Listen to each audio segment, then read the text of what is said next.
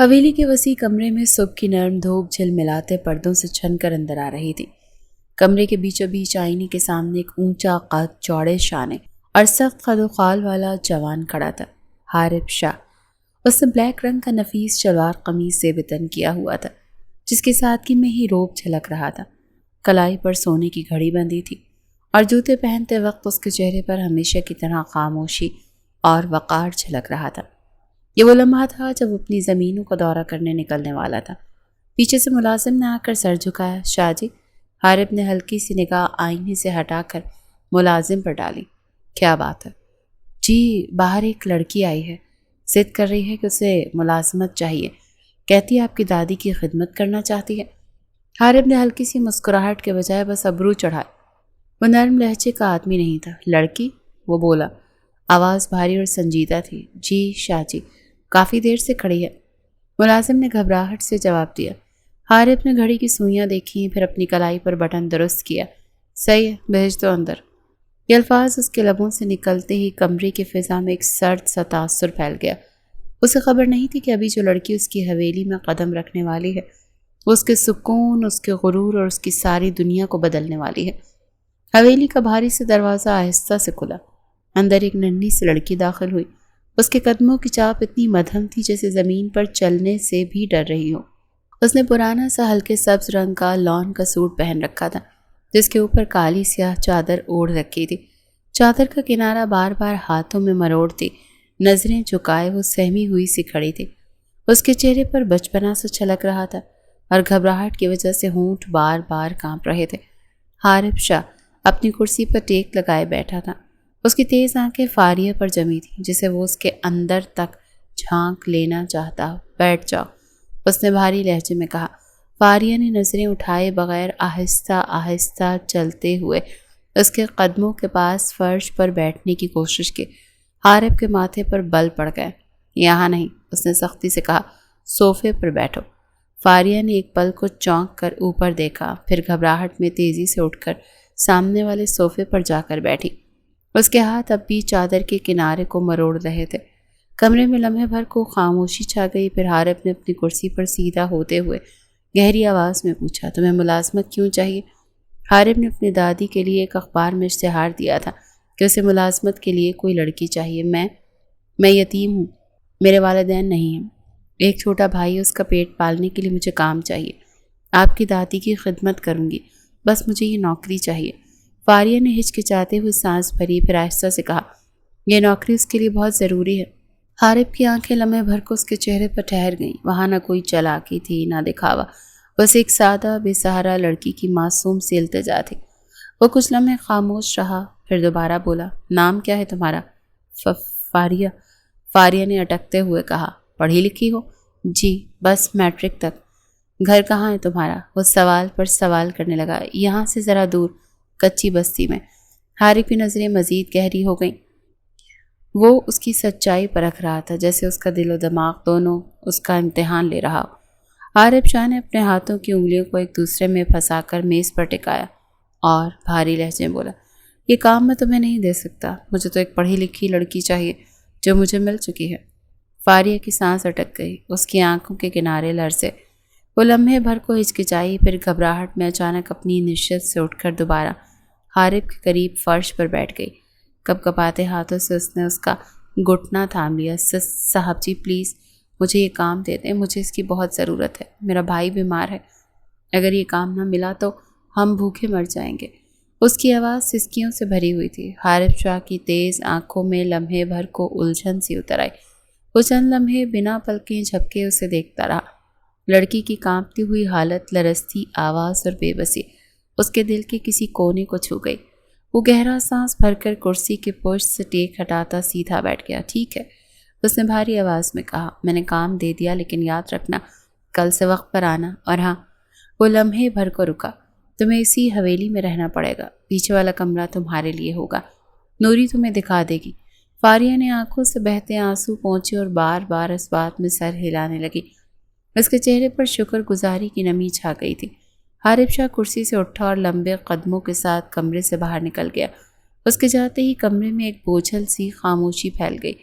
فاریہ نے لرزتے ہاتھوں سے اپنی چادر کو سنبھالا اور آہستہ سے صوفے کے کنارے پر بیٹھ گئی۔ دل کی دھڑکن ابھی تک قابو میں نہیں آئی تھی، مگر ایک اطمینان سا تھا کہ آج وہ اپنے بھائی کے لیے روٹی کا وسیلہ لے آئی تھی۔ اگلے دن حویلی کا بھاری دروازہ دوبارہ چرچراتا ہوا کھلا تو اندر سے نوری نکلی، جو 23 کی تھی۔ چہرے پر سختی اور آنکھوں میں تجربے کی گہری لکیریں تھیں۔ سیاہ دوپٹہ کاندھوں پر ڈھیلا سا رکھا تھا اور ہاتھ میں چابیاں بج رہی تھیں۔ چلو میرے ساتھ، اس نے تیز آواز میں کہا۔ فاریہ جلدی سے اپنی چادر سمیٹ کر کھڑی ہو گئی۔ اس کے قدم ابھی بھی ڈگمگا رہے تھے، جیسے زمین پاؤں تلے سے کھسک رہی ہو۔ نوری آگے آگے چلتی رہی اور وہ اس کے پیچھے پیچھے حویلی کے لمبے سنسان راہداریوں سے گزرتی گئی۔ دیواروں پر پرانے روغن کی خوشبو اور صدیوں پرانی تصویریں ٹنگی ہوئی تھیں، جو اندھیرے میں عجیب سا روب ڈال رہی تھیں۔ ساتھ اس کا بھائی بھی تھا، آذان۔ یہ حویلی کھیل کا میدان نہیں، یہاں ہر چیز اپنی جگہ اور اپنی حد میں ہے، سمجھی؟ نوری نے پیچھے مڑ کر اسے گھورا۔ فاریہ نے اس بات میں سر ہلایا۔ اس کے دل کی دھڑکن کانوں میں سنائی دے رہی تھی، اسے ساتھ ساتھ سب بتاتی جا رہی تھی۔ آخرکار وہ ایک بڑے صحن سے گزرتے ہوئے پیچھے والے حصے تک پہنچے۔ وہاں پرانے درختوں کے سائے اور ٹھنڈک کا ہلکا سا احساس تھا۔ نوری نے ایک چھوٹا سا دروازہ کھولا جو چرچراتا ہوا بولا، جیسے برسوں سے بند ہو۔ یہ تمہارا کمرہ ہے۔ کمرے کے اندر نیم تاریکی تھی، چھت سے لٹکتا بلب مدھم روشنی دے رہا تھا۔ کونے میں ایک پرانی سی چارپائی اور لکڑی کی میز رکھی تھی۔ ایک چھوٹا سا کھڑکی نما روشن دان تھا، جہاں سے باہر کے درختوں کی ٹہنیاں جھانک رہی تھیں۔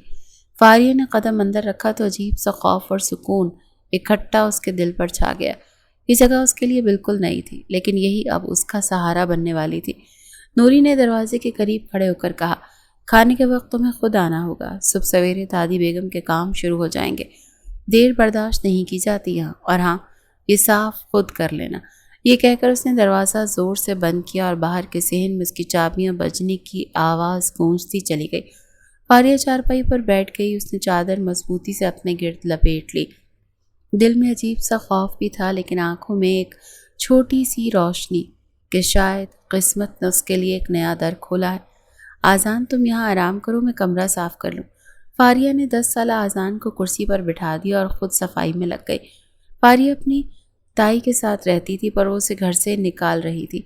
جب اس کی دوست نیلم نے حویلی کی ملازمت کا بتایا تو وہ فوری یہاں چلی آئی، تاکہ اپنے بھائی اور اپنے لیے اچھا ٹھکانہ مل جائے۔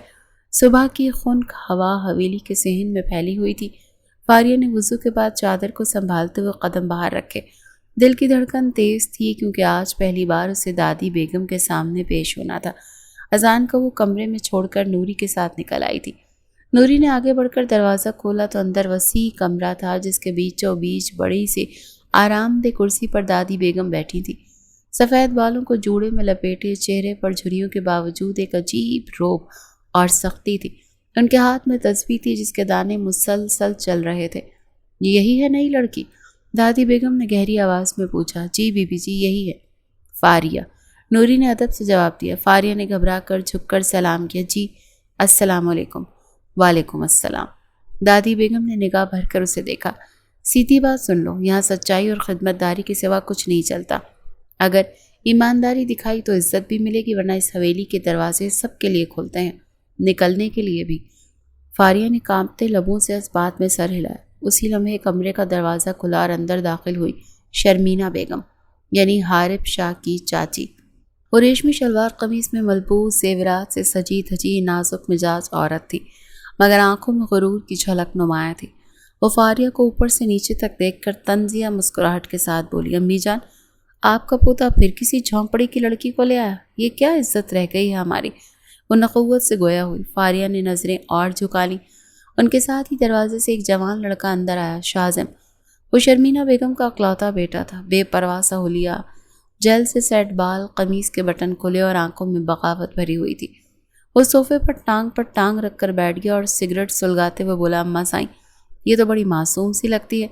ویسے ماننا پڑے گا حارب شاہ کو، لڑکیاں بڑی خوبصورت مل جاتی ہیں۔ شازم کی بے باک نظریں فاریہ کے جسم سے چپکی تھی۔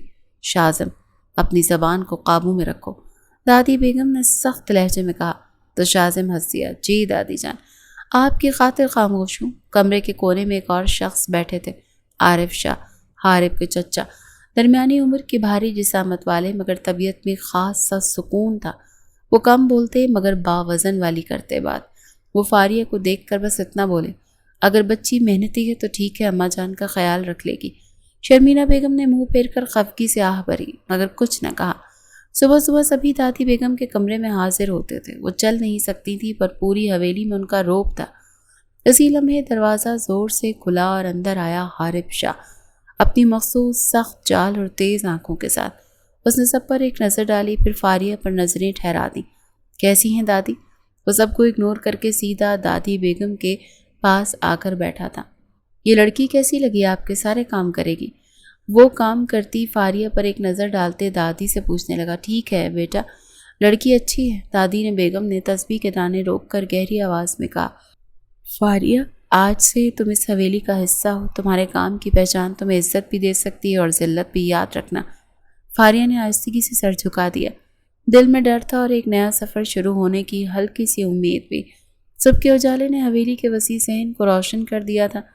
فضا میں پرندوں کی چہچہاہٹ اور ہلکی ٹھنڈی ہوا رچی ہوئی تھی۔ فاریہ نے چادر مضبوطی سے لپیٹی اور ہاتھ میں پانی کا جگ تھام کر دادی بیگم کے کمرے کا رخ کیا۔ وہ احتیاط سے آہستہ آہستہ قدم رکھ رہی تھی، جیسے ذرا سی آواز میں بھی سب بگڑ جائے گا۔ کمرے میں داخل ہو کر اس نے سلام کیا اور پانی کا گلاس بڑھایا۔ دادی بیگم تسبیح پڑھ رہی تھی، انہوں نے ایک نظر اس پر ڈالی، پھر خاموشی سے گلاس تھام لیا۔ وقت کی پابندی اچھی بات ہے، یہیں سے عزت بنتی ہے، دادی بیگم نے سخت مگر شاباشی والے انداز میں کہا۔ فاریہ کے دل کو تھوڑا حوصلہ ہوا۔ وہ کمرے میں صفائی کرنے لگی، پرانے فرنیچر پر جمی گرد صاف کرتے ہوئے اس کے ہاتھ لرز رہے تھے۔ کل بس وہ تھوڑا کام کر کے گئی تھی، پر آج وہ سارا کام کرنے آئی تھی۔ اسی دوران دروازہ زور سے کھلا۔ شاذم اندر آیا، ہمیشہ کی طرح لاپرواہ انداز میں تھا، بال بکھرے ہوئے اور ہاتھ میں موبائل۔ اوئے نوری کہاں ہے؟ اس نے اونچی آواز میں کہا، مگر نگاہیں سیدھی فاریہ پر جا ٹھہری۔ فاریہ گھبرا کر نظریں جھکا گئی اور صفائی میں مصروف ہو گئی۔ نوری تو گئی، اب یہ نئی پری آئی ہے۔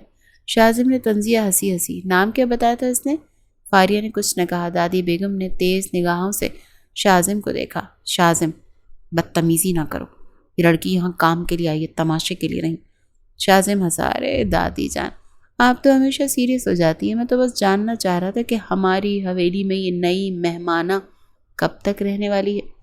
فاریہ نے چادر کے پلو کو سختی سے مٹھی میں جکڑ لیا، دل کی دھڑکن کانوں میں گونج رہی تھی۔ شاذم، دادی بیگم نے بلند آواز میں کہا، باہر نکلو۔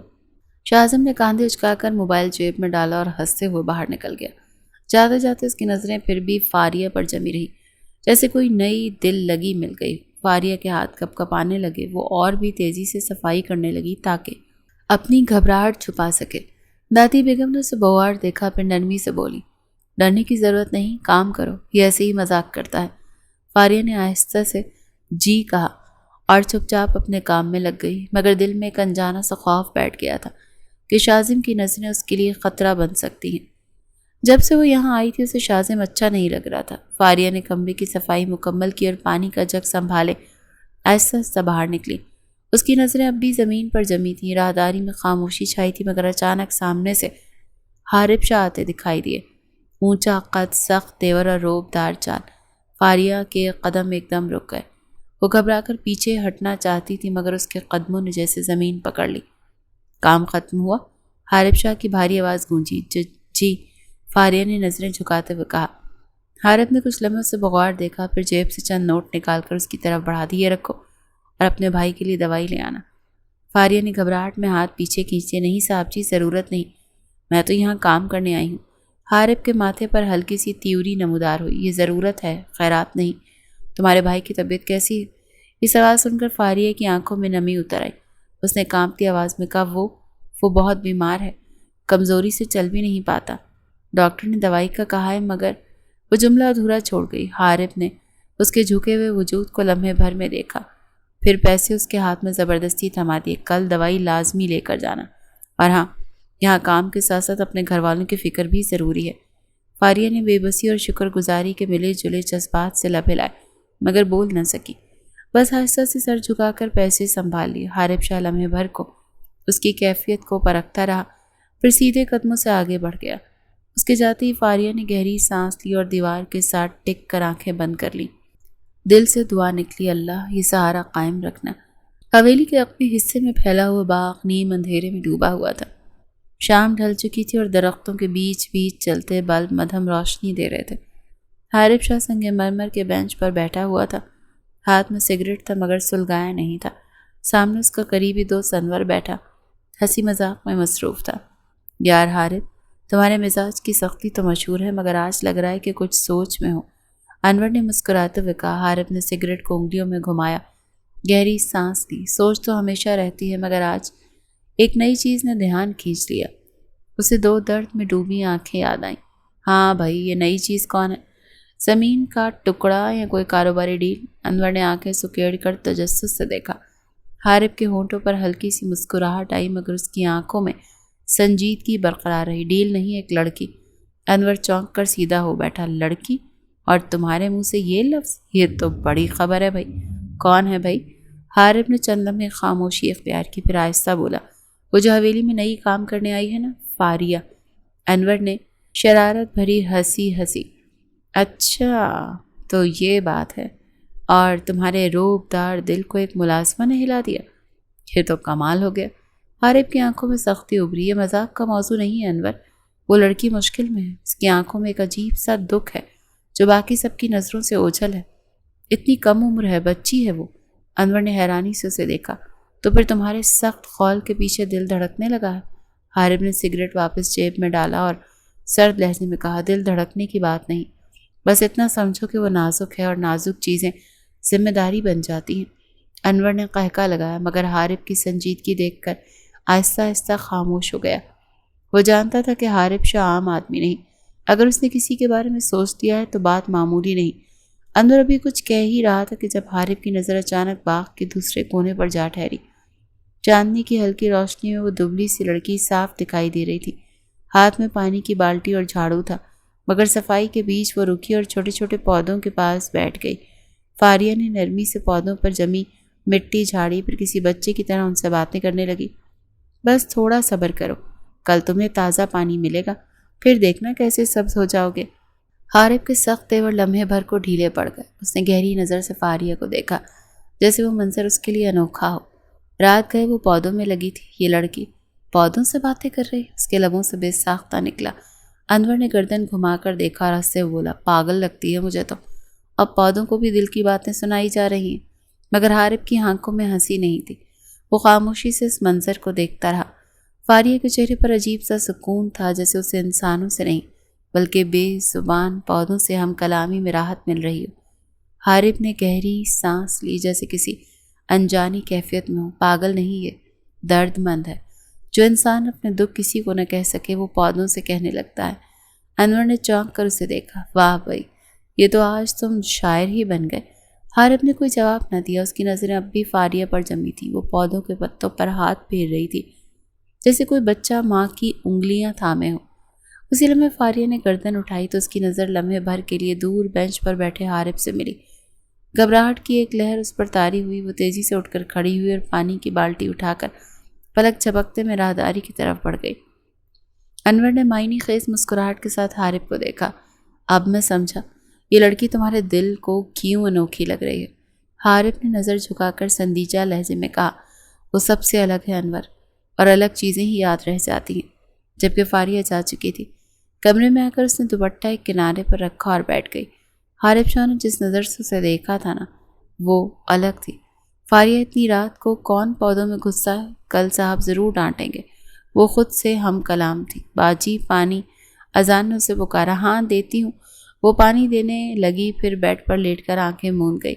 2 ماہ گزر چکے تھے۔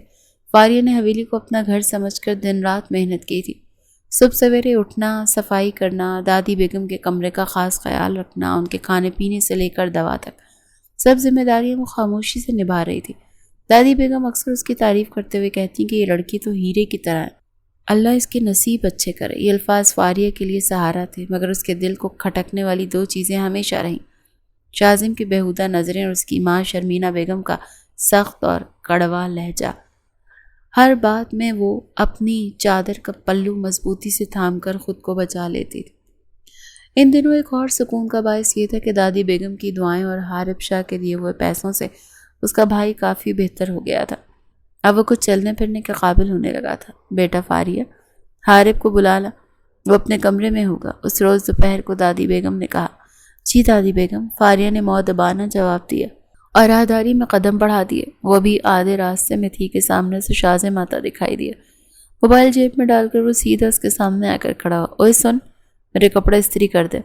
فاریہ نے رکتے ہوئے نظریں جھکا لی، نرم مگر مضبوط لہجے میں کہا، میں آپ کے ذاتی کام کے لیے نہیں رکھی گئی، مجھے دادی بیگم نے بھیجا ہے۔ شازم کے چہرے پر طنزیہ مسکراہٹ پھیلی، پھر اچانک سختی آ گئی۔ مجھ سے زبان چلائے گی؟ لگتا ہے اب تجھے اپنی اوقات یاد دلانی ہی پڑے گی۔ یہ کہہ کر وہ تیزی سے آگے بڑھا اور فاریہ کا ہاتھ پکڑ کر گھسیٹتے ہوئے اپنے کمرے کی طرف لے جانے لگا۔ فاریہ خوف سے کانپ گئی مگر اس کی کمزور مزاحمت شازم کے زور کے آگے بے اثر تھی۔ چھوڑ دیجیے خدا کے لیے، وہ کپ کپاتی آواز میں کہتی رہی۔ شازم نے دروازہ زور سے بند کیا اور اس کے قریب آ گیا۔ فاریہ پیچھے ہٹتی گئی، دل زور زور سے دھڑکنے لگا۔ وہ پوری طرح خوفزدہ تھی۔ اتنے میں اچانک دروازہ دھڑام سے کھلا اور حارب شاہ کمرے کے دہانے پر کھڑا تھا۔ اس کی آنکھوں میں غصے کی بجلیاں کوند رہی تھیں اور جو منظر اس نے دیکھا اس میں فاریہ کانپتی ہوئی شازم کے بالکل قریب کھڑی تھی۔ حارب کے قدم لمحے بھر کو رکے، آنکھوں میں حیرت اور غصہ دونوں تھے۔ فاریہ ایک دم سہمی اور تیزی سے پیچھے ہٹ کر دیوار سے لگ گئی، پھر کپ کپاتی ہوئی چادر سنبھالتے ہوئے دروازے کی طرف لپکی اور بغیر کچھ کہے کمرے سے نکل گئی۔ کمرے میں اب صرف حارب اور شازم آمنے سامنے تھے۔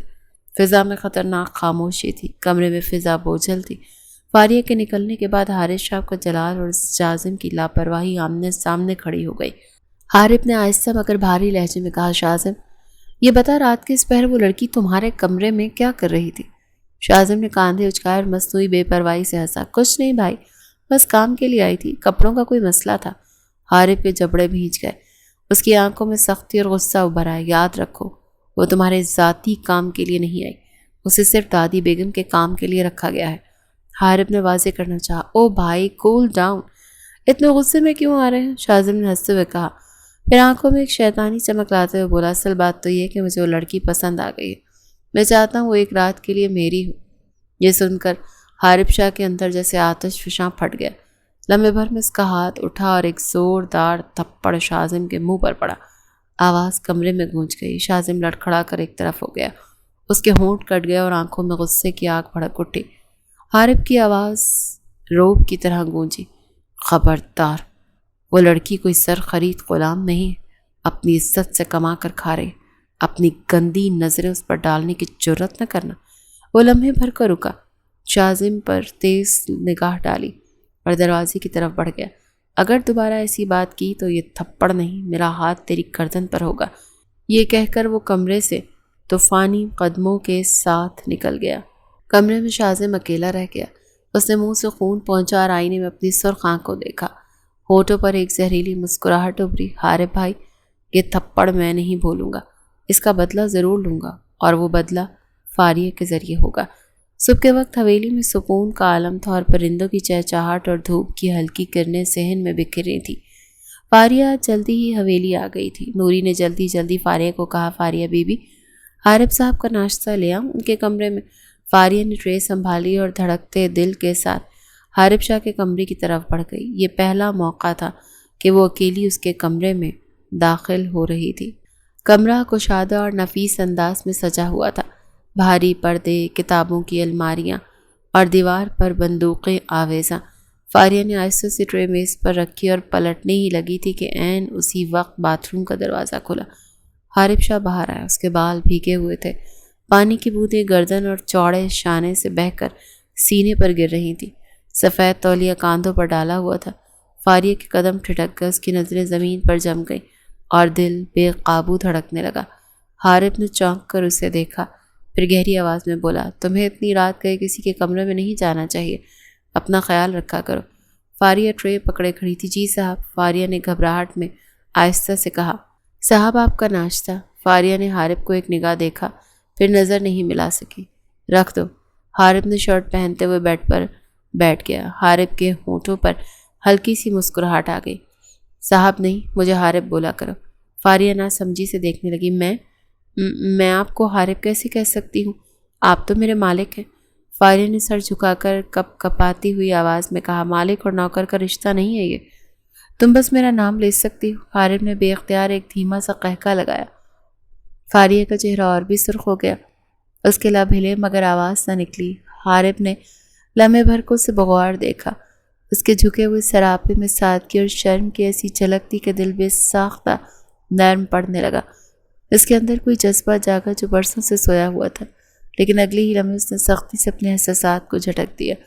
دل ہی دل میں بولا، نہیں، یہ لڑکی تو بہت چھوٹی ہے، میرے لیے نہیں ہے۔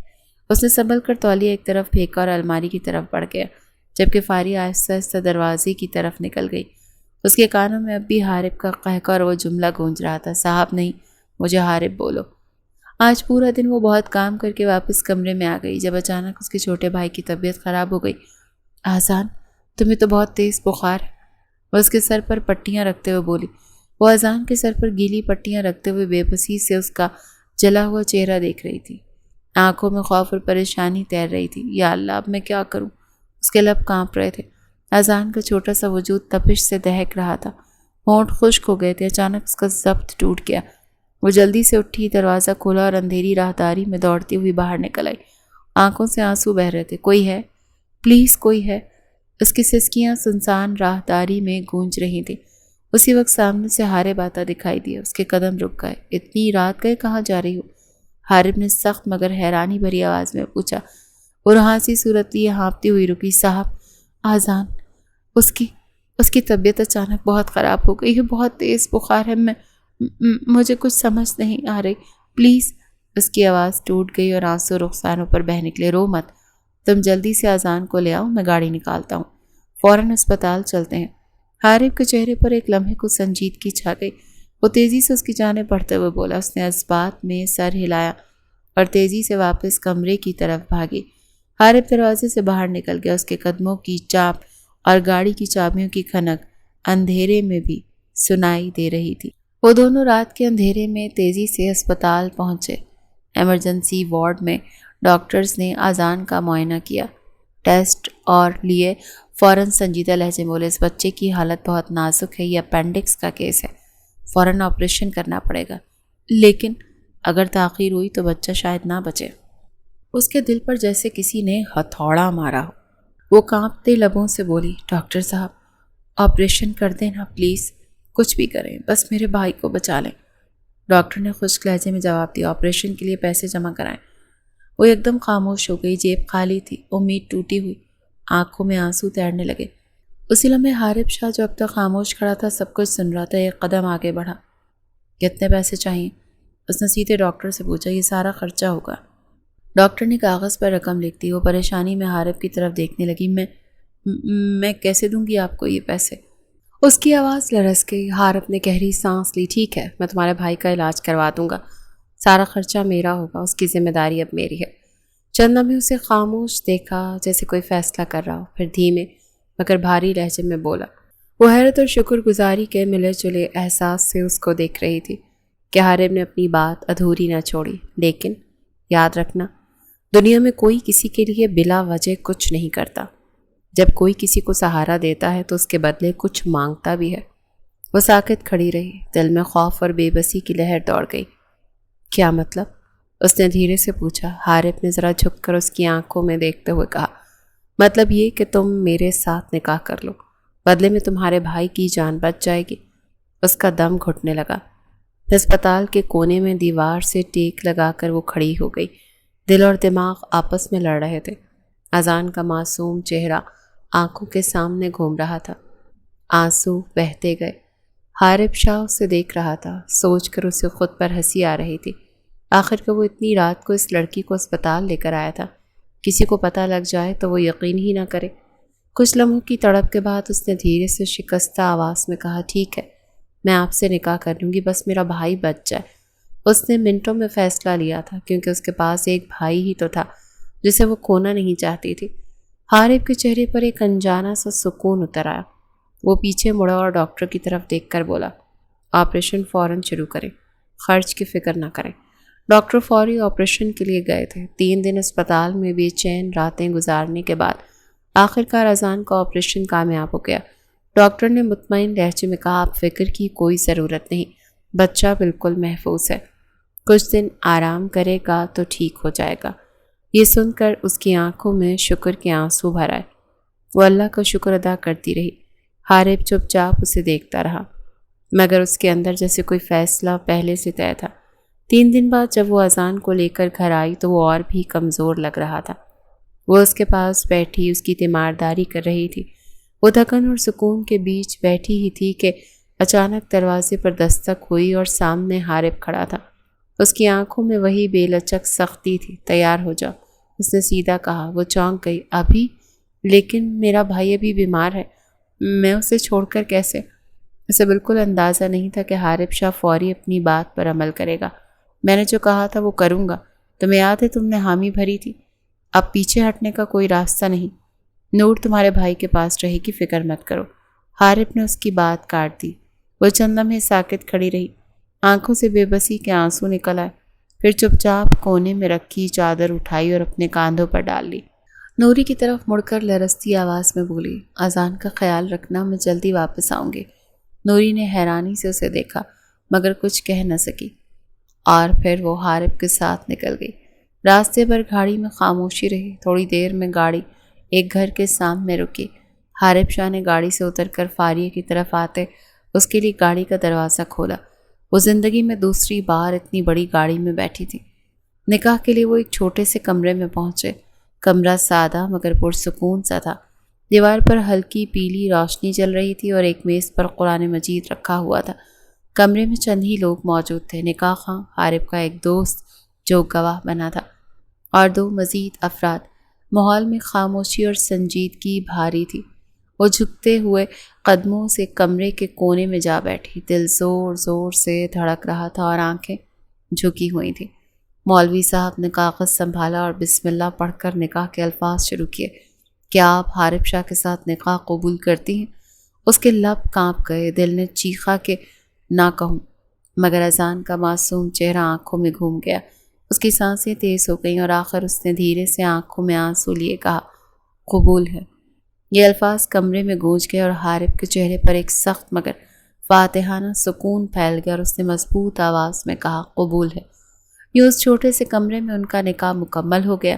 باقی لوگ دعا پڑھنے لگے اور کمرے سے ہلکی ہلکی مبارکباد کی آواز آنے لگی۔ حارب مطمئن اور خوش تھا جبکہ فاریہ ابھی شاک تھی۔ وہ کیسے کچھ ہی لمحوں میں ایک عام ملازمت سے مسز حارب شاہ بن گئی تھی۔ وہ اپنی جگہ پر بیٹھی لرزتی رہی، جیسے تقدیر کی نئی لکیر اس کی زندگی پر کھینچ دی گئی۔ شام کے وقت حویلی کے صحن میں ہلکی روشنی چل رہی تھی، فضا میں خاموشی تھی، سب اپنے اپنے کمروں میں تھے، اور اس دن نکاح کے بعد اس کا سامنا حارب شاہ سے نہیں ہوا تھا۔ وہ یہی سوچ رہی تھی کہ اس بے نام رشتے کا اختتام نہ جانے کیا ہونے والا تھا۔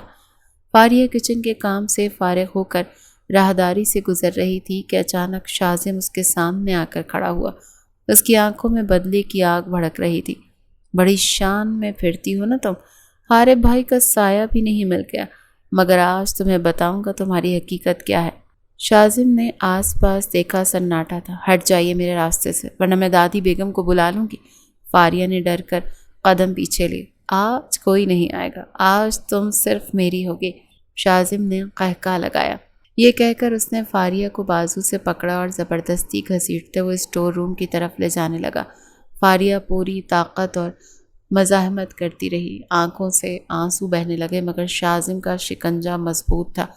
اسٹور روم کے اندھیرے میں جیسے ہی وہ دروازہ بند کرنے لگا، اچانک بجلی کی طرح قدموں کی چاپ گونجی۔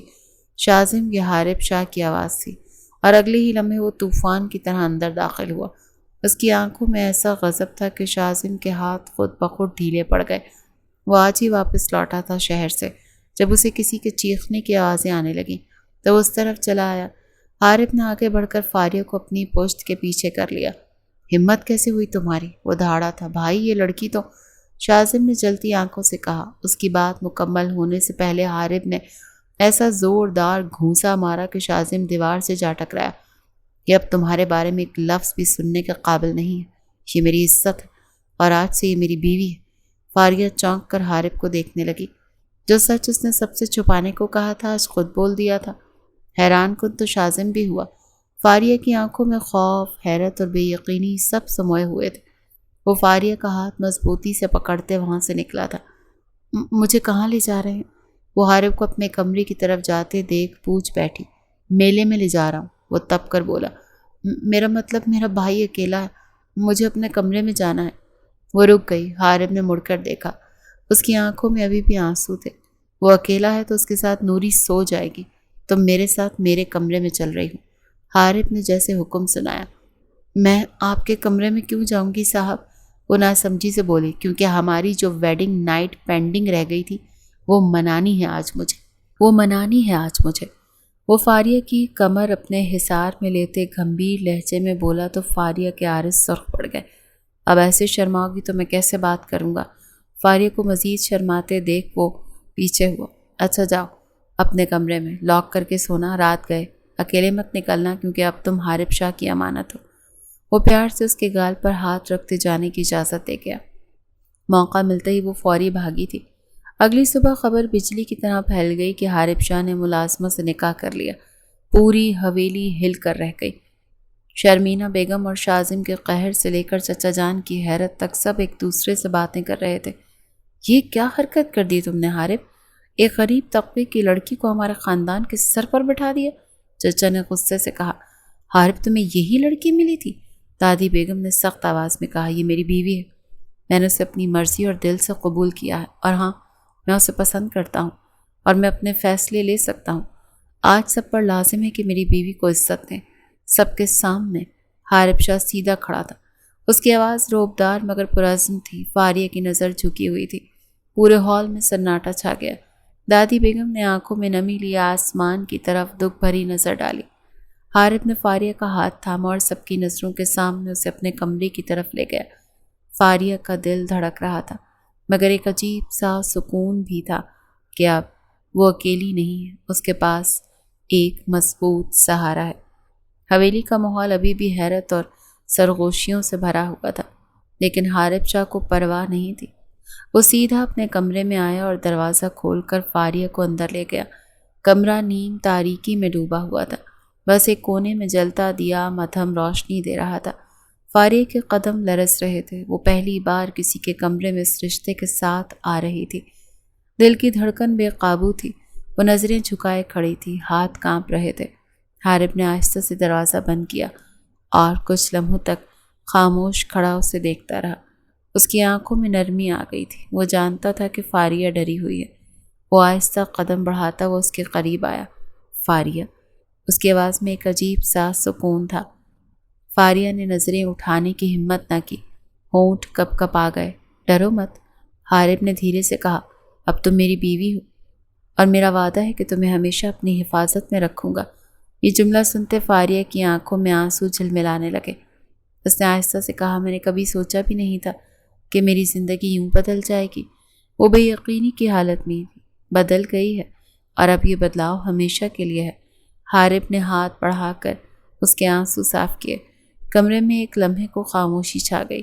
باہر سے صحن کے کبوتر پھڑ پھڑانے کی آواز آ رہی تھی۔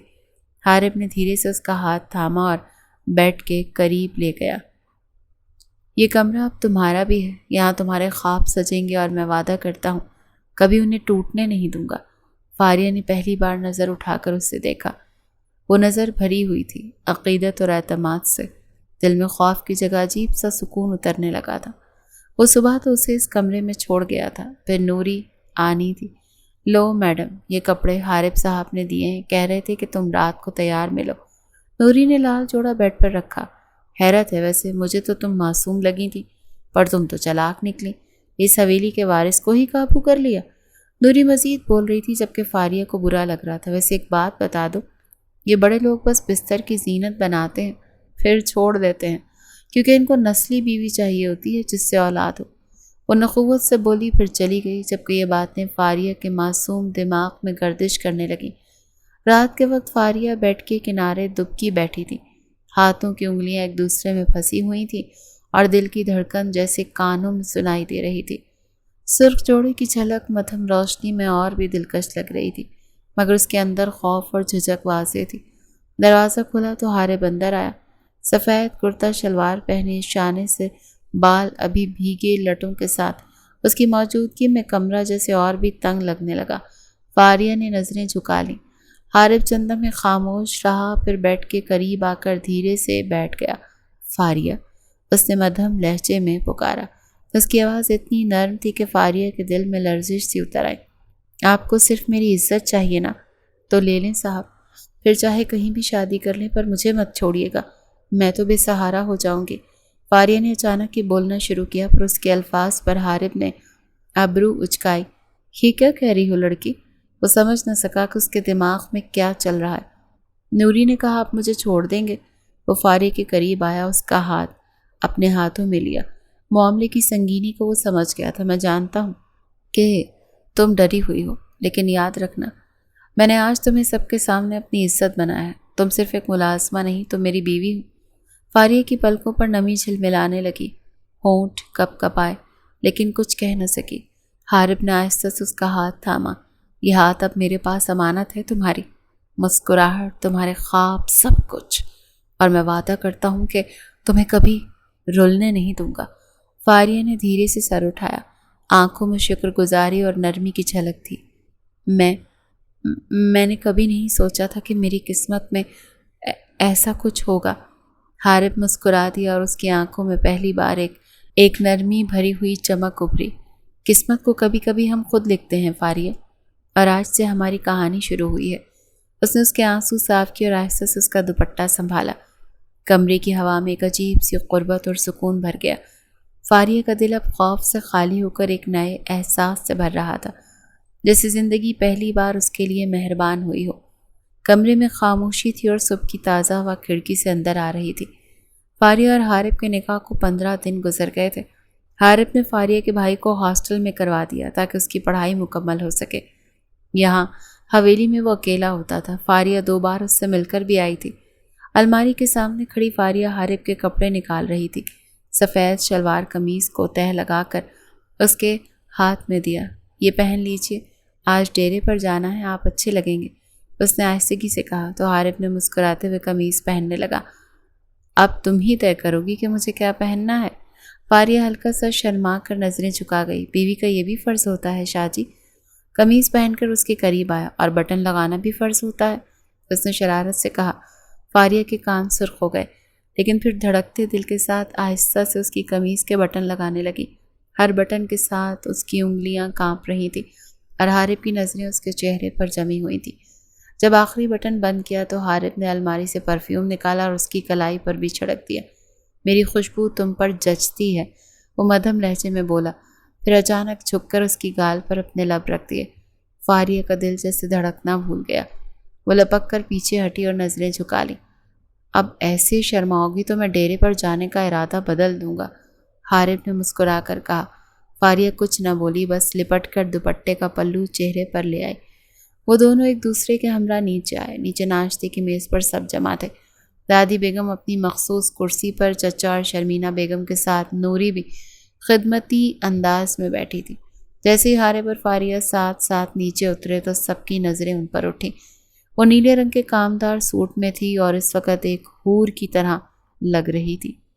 فاریہ تھوڑا پیچھے رہنے لگی، لیکن حارب نے اسے اپنے ساتھ والی کرسی پر بٹھا دیا۔ ناشتہ سامنے رکھا گیا۔ فاریہ نے پلیٹ کی طرف ہاتھ بڑھایا تھا کہ حارب نے اس کا ہاتھ روک دیا اور کہا، تمہیں کیوں اٹھنے دوں، میں خود کھلا دیتا ہوں۔ سب کے سامنے اس نے اسے پراٹھے کا نوالا توڑ کر دیا۔ فاریہ شرم سے لال ہو گئی۔ دادی نے ہلکی سی طنزیہ نگاہ ڈالی، مگر شرمینہ بیگم کے صبر کا پیمانہ لبریز ہو گیا۔ ماں جی دیکھیے نا، آپ کے پوتے نے ایک ملازمہ کو سر پر بٹھا لیا، اب یہ ناشتہ بھی اسے کھلا رہے ہیں، وہ طنزیہ لہجے میں بولی۔ کمرے میں لمحے بھر کی خاموشی چھا گئی۔ حارب نے پرسکون مگر مضبوط آواز میں کہا، یہ میری بیوی ہے شرمینہ چاچی، اور بیوی کو عزت دینا سر پر بٹھانا نہیں کہلاتا، یہ میرا فرض ہے۔ فاریہ نظریں جھکائے بیٹھی رہی۔ دل میں سکون بھی تھا اور تھوڑا سا ڈر بھی۔ ناشتہ ختم کرنے کے بعد حارب باہر جانے کے لیے کھڑا ہوا۔ فاریہ بھی اس کے ساتھ دروازے تک آئی۔ ڈیرے پر زیادہ دیر مت رکیے گا، اس نے آہستہ سے کہا۔ کیوں؟ میری بیوی مجھے یاد کرے گی، وہ فاریہ کو خود سے لگا گیا، جبکہ وہ اس بات میں سر ہلا گئی۔ حارب نے اس کی پیشانی پر ہاتھ رکھ کر نرمی سے دعا دی اور گاڑی میں بیٹھتے نکل گیا۔ وہ واپس اندر آئی تو دادی بیگم کے کمرے کے دروازے پر موجود تھی۔ بیٹی یہ سب کیا ہے؟ حویلی کے کام تو نوکرانیوں کے ہوتے ہیں اور تم بھی ایک نوکرانی ہو، اپنی اوقات نہ بھولنا۔ دادی کی آواز میں سختی تھی۔ فاریہ نے نظریں جھکائیں لیکن جواب دیا، دادی بھی میں کسی کے کام سے نہیں بھاگتی، مگر آپ کو یہ سمجھنا ہوگا کہ میں حارب شاہ کی بیوی ہوں، اور بیوی وہی کرتی ہے جو اپنے شوہر کے دل کو سکون دے۔ یہ کہہ کر وہ آگے بڑھ گئی۔ دادی بیگم لمحے بھر کے لیے خاموش رہ گئی، جیسے دل میں ہی کوس رہی ہوں۔ دوپہر کا وقت تھا، کچن میں ہلکی سی ہلچل تھی۔ فاریہ سبزی کاٹ رہی تھی اور سالن کے دیچکے میں ہلکی آنچ چل رہی تھی۔ دوپٹے کا پلو سر پر ڈھلکا ہوا تھا، وہ پوری توجہ سے کام میں لگی تھی۔ اسی لمحے شازم باہر صحن میں کھڑا ہوا تھا۔ اس نے بھی جیسے ہی حارب کو اندر آتا دیکھا، ایک چالاک مسکراہٹ اس کے ہونٹوں پر آ گئی۔ وہ جان بوجھ کر کچن کی طرف بڑھا اور آہستہ سے اندر داخل ہو گیا۔ فاریہ پیچھے مڑ کر دیکھ بھی نہ پائی تھی کہ اچانک کسی نے اس کی کمر کو مضبوطی سے تھام لیا۔ وہ چونکی، لیکن اگلے ہی لمحے دل مطمئن ہو گیا، کیونکہ جس پرفیوم کی خوشبو آ رہی تھی یہ تو حارب ہے، کیونکہ وہ سمجھ بیٹھی تھی کہ شوہر ہی پیچھے آ کر یوں پکڑ سکتا ہے۔ حارب اکثر ایسے کرتا تھا۔ وہ پلک جھپکے بنا وہیں کھڑی رہی، اس نے آنکھیں بند کر لیں۔ چند سیکنڈ میں ہی حارب کی آنکھوں نے یہ منظر دیکھا، لیکن اگلے ہی لمحے کچن کا دروازہ دھڑام سے کھلا۔ فاریہ، یہ حارب کی آواز تھی۔ وہ اندر آیا اور اس کی آنکھوں میں خون اتر آیا۔ سامنے کا منظر ایسا تھا جیسے شازم اور فاریہ ایک دوسرے کے بہت قریب کھڑے ہوں۔ فاریہ نے جیسے ہی پیچھے دیکھا تو سناٹے میں آ گئی۔ یہ کیا؟ اس کے ہونٹ کپ کپ آ گئے۔ شازم بڑی مکارانہ مسکراہٹ کے ساتھ فوراً پیچھے ہٹا۔ حارب کا غصہ قابو سے باہر تھا۔ وہ تیزی سے فاریہ کے قریب آیا اور اس کا ہاتھ پکڑ کر کھینچ لیا۔ میرے ساتھ چلو۔ اس کی آواز گرج کی طرح تھی۔ فاریہ کا رنگ فق ہو گیا۔ حارب صاحب، میں نے کچھ نہیں کیا۔ وہ اچانک خاموش۔ مجھے کچھ نہیں سننا۔ وہ سیدھا اسے اپنے کمرے میں لے آیا، دروازہ زور سے بند کیا اور چند لمحے خاموش کھڑا رہا۔ فاریہ کی سانسیں تیز ہو رہی تھیں۔ حارب آہستہ آہستہ اس کی طرف مڑا۔ حارب، میں سمجھی آپ تھے، میرا یقین کریں۔ فاریہ کی آواز بھیگی ہوئی تھی۔ حارب نے اس کی بات بیچ میں کاٹ دی۔ میں جانتا ہوں، تم پر شک نہیں کرتا، تم میری بیوی ہو، میری امانت ہو۔ فاریہ کی آنکھوں سے آنسو بہہ نکلے۔ میں نے سوچا تھا وہ آپ ہیں، اسی لیے میں ہٹی نہیں، وہ روحانسی ہو کر بولی۔ حارب کا غصہ یکدم ٹھنڈا پڑ گیا۔ وہ قریب آیا، اس کے آنسو صاف کیے اور جیب سے ایک چھوٹا سا ڈبہ نکالا۔ یہ دیکھو، میں تمہارے لیے کیا لایا ہوں۔ ڈبہ کھولا تو اندر نازک سے سنہری گجرے چمک رہے تھے۔ حارب نے وہ اٹھا کر خود اس کے ہاتھوں میں پہنائے۔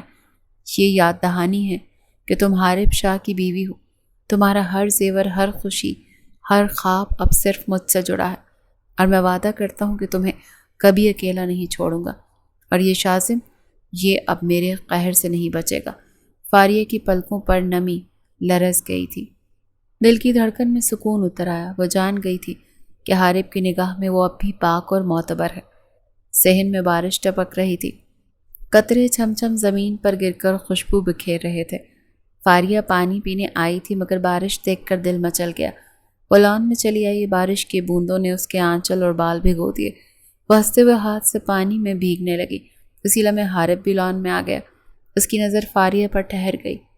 وہ بھیگے بال اور بارش میں نکھرا ہوا چہرہ جیسے دل پر دستک دے رہا تھا۔ اندر کیوں نہیں جاتی؟ بیمار ہو جاؤ گی، حارب نے نرم لہجے میں کہا اور قریب آیا۔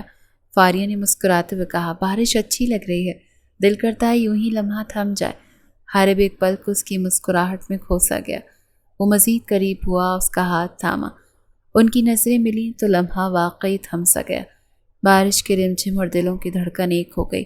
کچھ دیر بعد دونوں ہنستے ہوئے اندر کی طرف بڑھے، مگر دروازے پر شازم کھڑا تھا۔ اس نے قدم رکے اور مصنوعی سنجیدگی سے کہا، بھائی، مجھے تمہیں کچھ دکھانا ہے۔ کیا دکھانا ہے؟ حارب نے بھویں چڑھائیں۔ شازم نے جیب سے موبائل نکالا اور اسکرین پر ایک تصویر کھولی۔ تصویر میں فاریہ کسی اجنبی کے ساتھ قریبی انداز میں کھڑی تھی۔ یہ دیکھو۔ شازم کے ہونٹوں پر زہر بھری مسکراہٹ پھیلی۔ حارب کی آنکھوں میں شک سا تیر گیا۔ وہ چند لمحے تصویر کو گھورتا رہا، پھر اچانک فاریہ کی طرف پلٹا۔ فاریہ، یہ کیا ہے؟ یہ تصویر کس کے ساتھ ہے؟ اس کی آواز میں لرزتی ہوئی سختی تھی۔ فاریہ کے قدم ڈگمگائے، آنکھوں میں آنسو چھلک آئے۔ وہ سسکتے ہوئے بولی، شاہ جی، میرا اعتبار کریں، لڑکا جھوٹ بول رہا ہے۔ میں نہیں جانتی یہ تصویر جھوٹی ہے۔ لیکن شازم نے آنکھ میں مزید تیل ڈال دیا۔ بھائی، یہ سب حقیقت ہے، یہ لڑکی تمہیں دھوکہ دے رہی ہے۔ حارب کا چہرہ سرخ ہو گیا، اس کی آنکھوں کی رگیں تن گئیں۔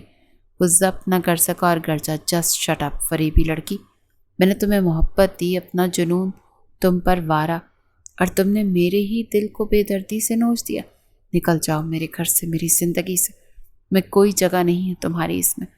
فاریہ کا دل جیسے چھلی ہو گیا، اس کی آنکھوں سے آنسو بہہ نکلے۔ وہ ہچکیوں کے درمیان کہہ اٹھی، بس عارف شاہ، آپ کیا مجھے نکالیں گے؟ میں خود آپ کو آزاد کرتی ہوں۔ دعا ہے آپ کو کبھی میرا سایہ نہ ملے، پچھتائیں آپ اور میں نہ ملوں۔ یہ کہہ کر وہ لرزتے قدموں کے ساتھ پلٹی اور حویلی کے دروازے سے باہر نکل گئی۔ بارش اب بھی برس رہی تھی، مگر اس کے لیے ہر بوند جلتی چنگاری بن گئی تھی۔ 4 مہینے بعد حویلی کے ہر کونے میں خالی پن تھا۔ عارف کے لیے یہ وقت صدیوں سے بڑھ کر تھا۔